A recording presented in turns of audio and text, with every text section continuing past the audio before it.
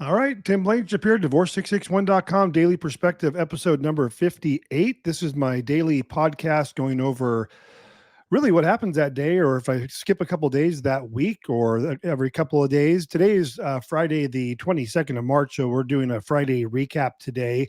But what I do is go over the cases we handled, problems clients are having, reasons they called me, issues that came up. I'm a legal document preparer that specializes in amicable divorce in California. So I'm going to go over some issues, judgment, rejections, consultations, things like that. I always start off with the stats. So this was a busy week. Here's kind of the recap: 27 consultations from numerous counties throughout California, 12 new cases for the week, which puts us at 32 new divorce cases for the month. Um, and which puts us right on track for the 40-ish month that we usually handle, and 119 divorce cases for the year. 15 cases approved this week. So that's what I did alone. All of the work is done directly by me. We do have some automation built in to collect information and make the process easier for you and the portal and so forth. But because we handle only amicable clients, and because the divorce process is relatively the same in every county, we can, and that we do work with both spouses, we're able to handle a high volume of divorce cases because folks are amicable to one degree or another. At some point, they're going to reach an agreement, some quicker than others. So some of these cases that we finalized this week were started this week. Some were started maybe 6 months ago, and they just got the terms to me. So it can kind of be all over the place. Talk about some of the judgment preparations. Half of my business is a brand new divorce case, maybe a little bit more, and the other half is people that started their own divorce, got stuck somewhere in the process. Maybe their judgment was rejected. Maybe they just saw what was up ahead and decided to have me take over after filing the petition. But we can take over at any point. Something that came up today in a consultation is more and more I'm finding people who are hiring paralegal services. I don't know if they're legal document assistants like myself, but they will only work with one spouse. And I talk about this quite a bit now because I can't see how you can have a amicable divorce service or an uncontested divorce service and not talk to the other spouse. I had a client hire me, what did I say, Friday? So Wednesday, and they had their spouse had hired an attorney or hired a paralegal service. And when I said, well, why don't you just call them and tell them you guys want to work through an agreement, they said they wouldn't talk to her. So she ended up hiring me on Wednesday, and I was able to see who the company was. So I was interested. I looked them up, and they're a paralegal service in Orange County. And it doesn't say anything on their website about them not working with both spouses. They actually advertised their service as uncontested divorce specialists or something like that on their website. So how can you be an uncontested divorce specialist if you only work with one spouse and you force the other spouse to go to another service like mine or somewhere else to then file a response? I'm going to talk about when you should file a response later in this. So just a little issue I want to go over with you there. So here's some of the things that came up. 2023 LA County judgment prep. So these are parties that started their divorce in 2023, 6 or 7 months ago, and they wanted me to take over. This case, they had many issues to where the point to where we had to start over entirely. If there are issues that I see in your initial petition, and it could be simple mistakes. You don't spell the names the same on all the forms, particularly the summons and petition, or you don't have the address matching. There's so many little nuances that you can have an error in the petition and the summons and the UCCJA if there's minor children that will cause your entire case to reject. And you're not going to be aware that that's going to happen until you go to turn in your judgment. And that's why so many people call me after they get their first judgment reject, because it could very often be issues in the petition. It could be something wrong with the proof of service or any document you filed previous. And people won't necessarily argue with me, but they'll say, well, Tim, how is it rejected if the court accepted it? And the court, up until the time you submit your judgment for review and approval, the court is not reviewing your paperwork. You can file your petition completely screwed up, your summons all messed up, wrong proof of service, do it wrong. And they're just going to file it because the clerk's office is not reviewing. Their job is to stamp the form and give you a copy, and that's it. It's not until your judgment is submitted do they pull your file and look at all the preceding filing documents and your judgment package simultaneously to see if they can approve and review your judgment. And that's where issues always come up. So this was, 6 months old, and they had all these issues in there that they didn't even know about. I don't even know. I don't remember if in this case they'd actually turned in the judgment yet, because I don't remember the judgment reject sheet. I think they just got to the point where they thought, hey, let's just hire someone to get this taken care of. All right. We also had a new LA County summary dissolution case. If you are married less than 5 years, minimal assets and debts, no alimony, no kids, no home, it's a good way to go. We do several a month. We usually do them same day service, get them filed. There's no serving, no signature needs to be notarized.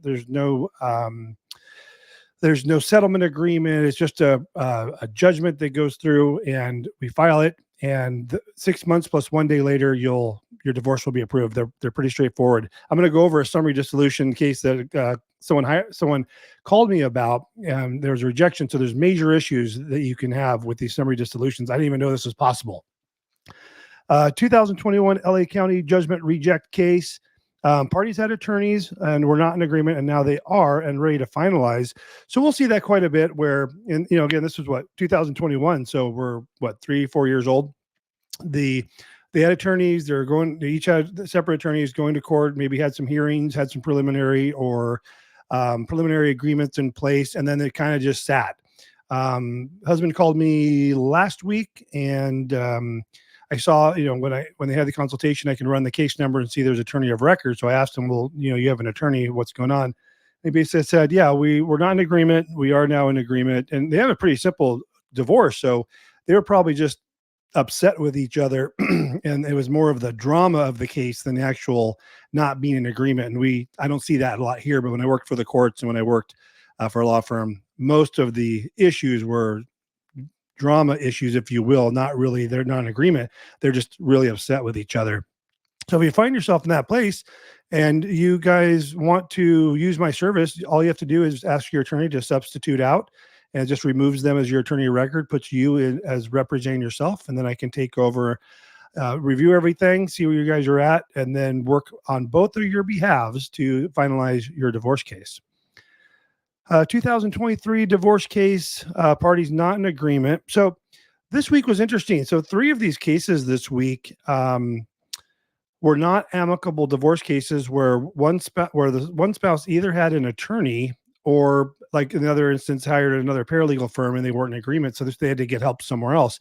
So if you find yourself in that scenario where you're not quite ready to hire an attorney yet, maybe you'll be amicable.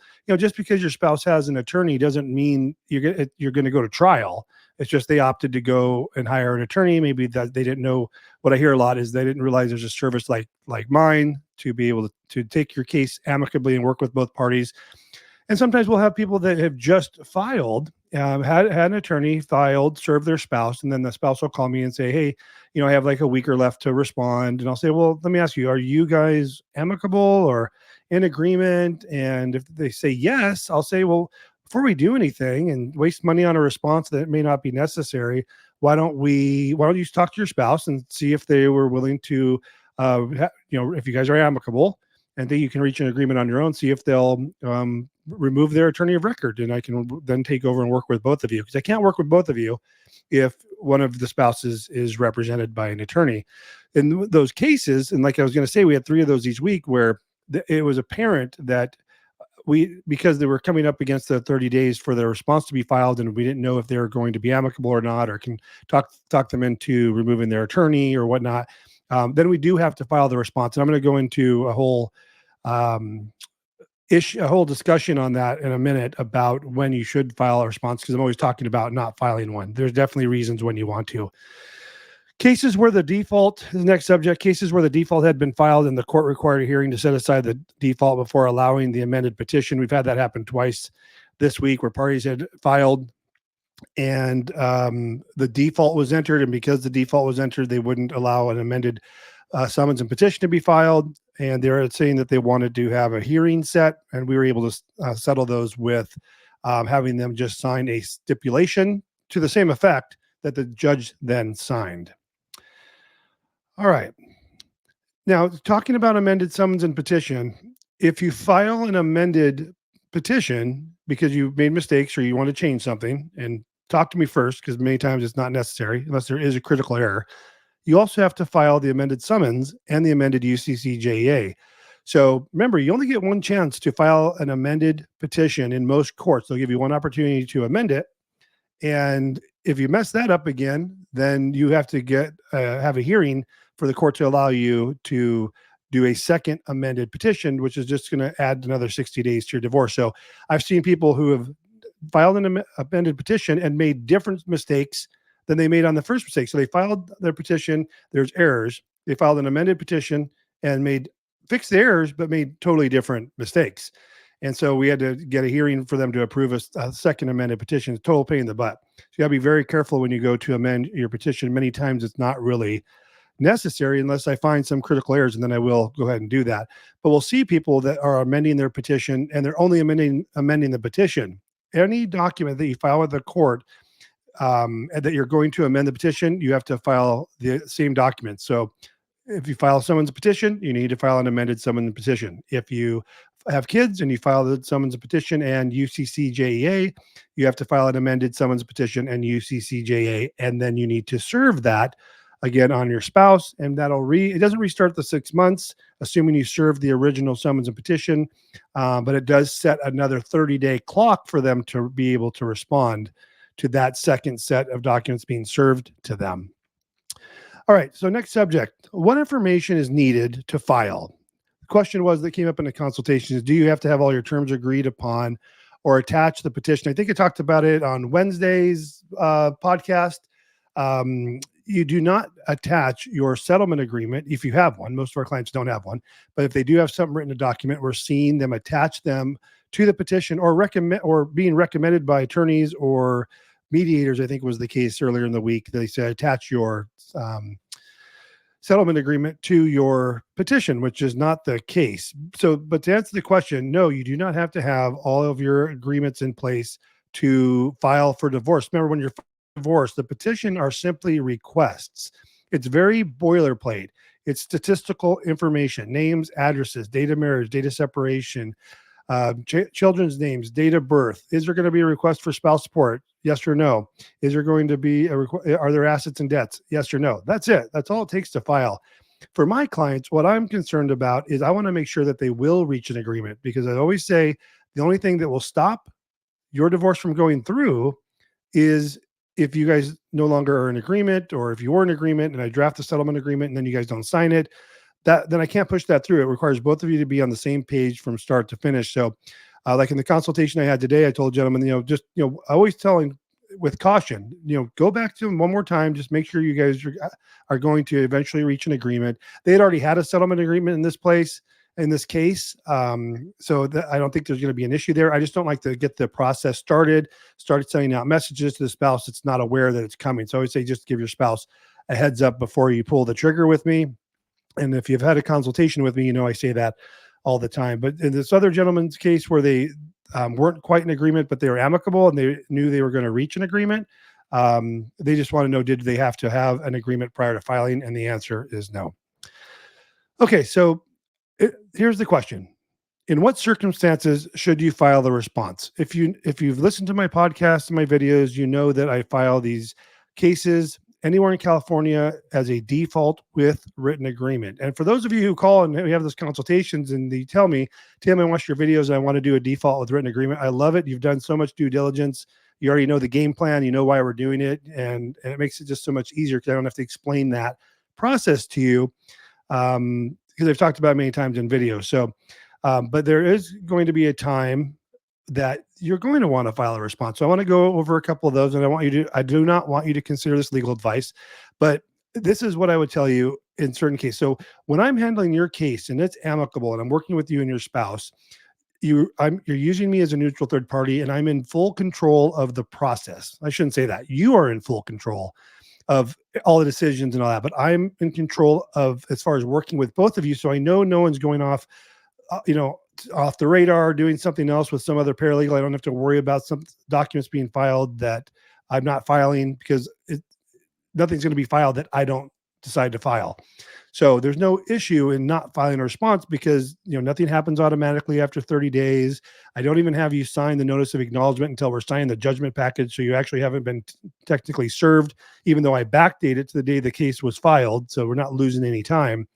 But I want to talk about the times you probably should file a response. I kind of led to that a little bit in the intro here. So the cases where I discussed where the spouse had hired a paralegal and the paralegal service would not work with the other party, and we had a couple of days left before the 30 days came up. Those are cases where I'm going to say, it's safer to file your response, because what will happen is what can happen is if you don't file the response in time in a case that's where you guys are not in agreement, usually what will be recommended, and I think incorrectly so, is to file the request in or default that blocks you from filing a response. All that does is really mess up your case, and because a default can be set aside, it's just going to cause you a lot of problems. We'll have cases that people that come to us with cases where the default's already been filed, and I'll say, well, why did you file the default without the judgment package? They said, well, I didn't know we could do that. I said, well, are you guys in agreement? They said, yes. I said, okay, well, even though the default's filed, we can still turn in a default with the agreement. You just can't respond anymore. So in this case, I said, hey, the response, let's get your response in. It's just a safe bet to do. And the way I answer the question, so I'm not giving people legal advice, said, look, if you had an attorney, they would be advising you to file a response, because that's what it says to do. It says in the summons, if you've been served, you have 30 days to file a response, and all the scary language that your spouse will get everything they want in the petition if you don't respond. So that's what we did in 3 cases this week. 2 had attorneys. The spouse had attorney. One was just this paralegal firm that wouldn't talk to the other spouse. So we are taking more cases where if you're not ready to hire an attorney and you just want to respond and do your preliminary disclosures and do the mandatory requirements that you have to do up front, and then hire an attorney, that's great. Or in 2 of these cases where the spouse has an attorney, they are amicable. It sounds like they want to keep their attorney, which is fine.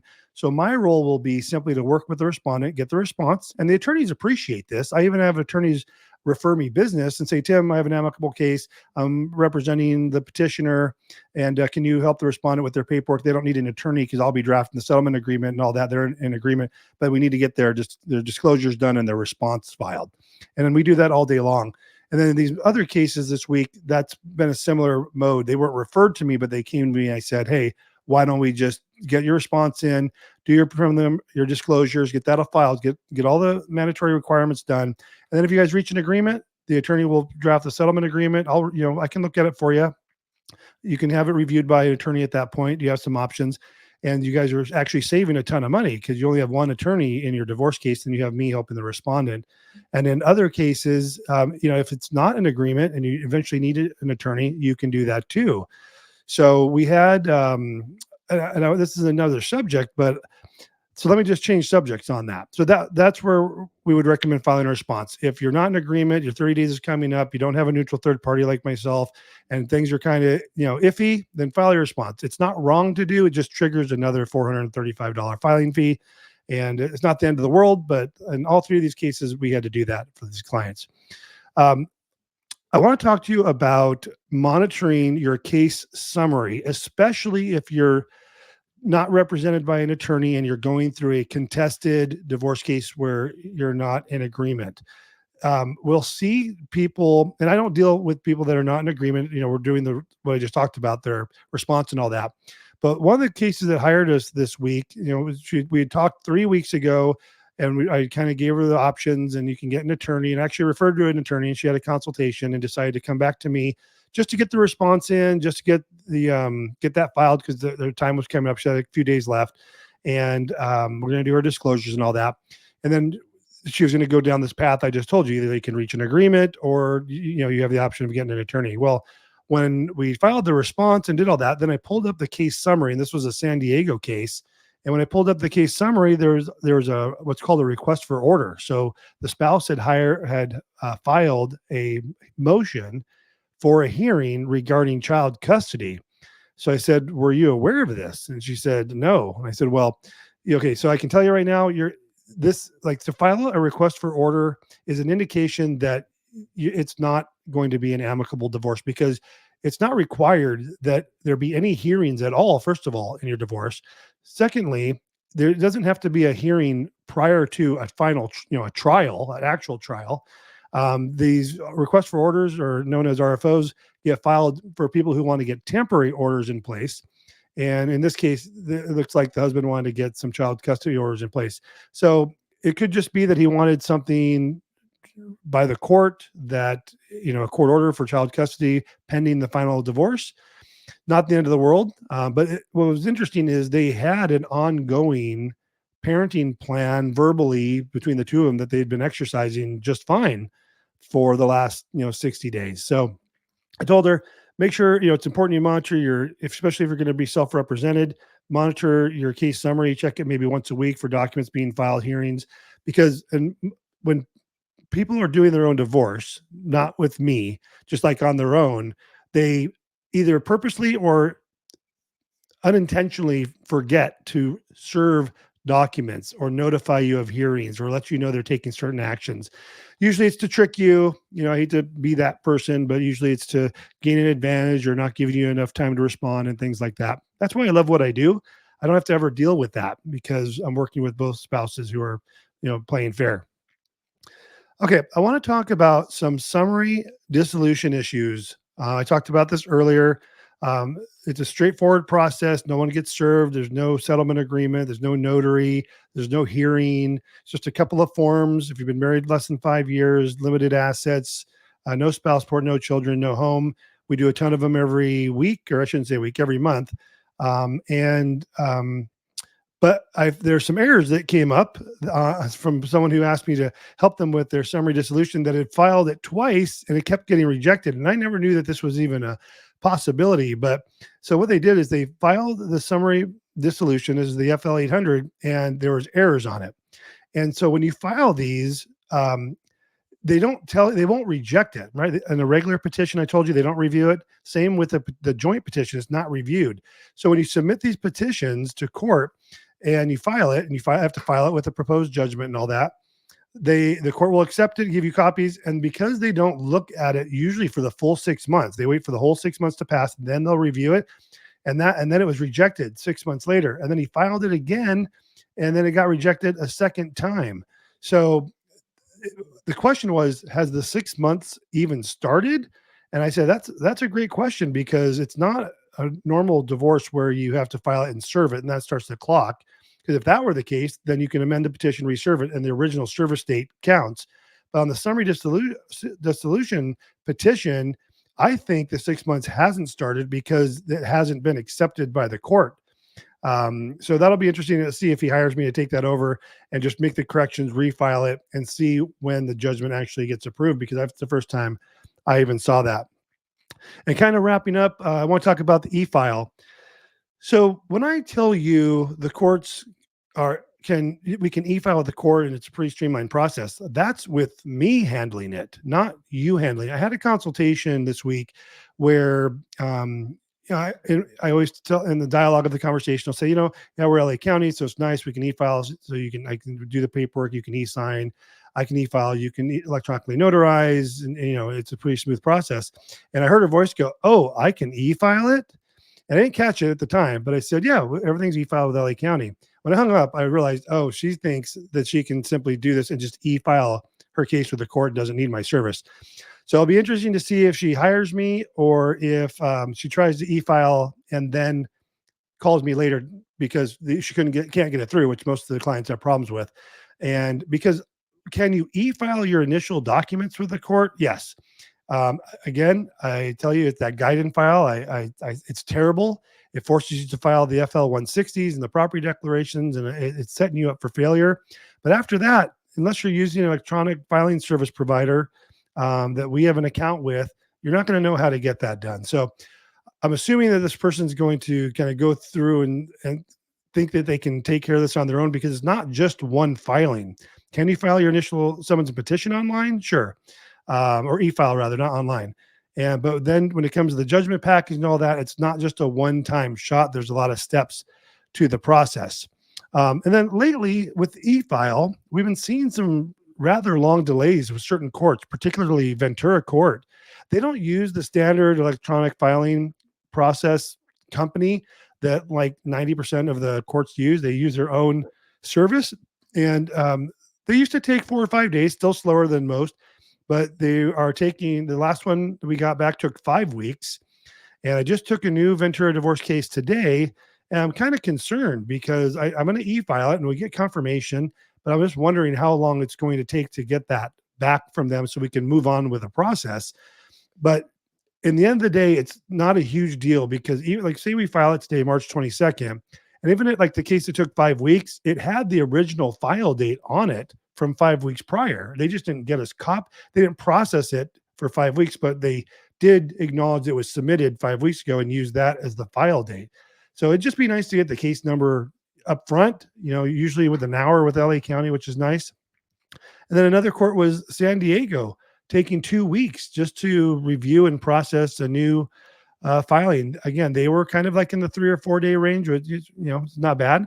It's not an hour. It's not same day like LA County most of the time, but 2 weeks. And what can be frustrating with that, especially if you're trying to do it on your own, and with anything that's e-filed, if you submit it and it takes them forever to review and approve, if there is an issue, you don't find out for 2 weeks or 5 weeks, the case Ventura, if there was a mistake on the petition and it gets rejected, then you're going to wait another 5 weeks. So it's not all rainbows and butterflies.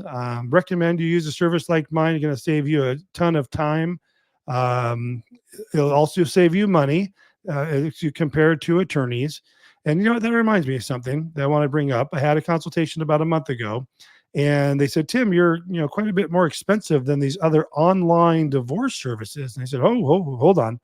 First of all, I'm not an online divorce service. I do file things online, but I prepare all the paperwork. This is not a online divorce service where you are never talking to anyone or having a consultation or where you're filling out a form that's auto-populating your paperwork, because you put wrong information in, wrong information is going to end up on your documents. And then those online services, the reason they're only $400 or $500 is because you have to do all the hard work. You have to do all the filings and deal with the court and make sure it's served correctly and all that. They're not helping you with that. I do all of that as a full service. So I said, you want to compare my prices? You need to compare me to an attorney where they're charging anywhere from $3,500, $5,000, $7,500, depending on where you are in California for an amicable divorce. So no, not an online divorce service.